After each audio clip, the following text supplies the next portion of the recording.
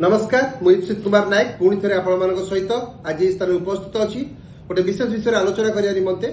कारण बहुत जन पिला बीएड एंट्रांस रे से माने एडमिशन पाई पार नांती बोली बीएड एंट्रांस परे से मन दुख हताश निराश से भावुं कौन करी अनेक पिला मते प्रश्न करछंती कि सर आम कौन करिया वर्तमान मुझे कहवाई चाहूँगी आपण मैंने निराश हुंतनी कि हताश हुंतनी कारण ओडिशा सरकार आमको एक सुजोग देइछंती जदि आम कौन एक बाहर राज्य सेठिकार सरकारी विश्वविद्यालय जदि आम कौन प्रकार भाव बीडी सर्टिफिकेट पढ़ी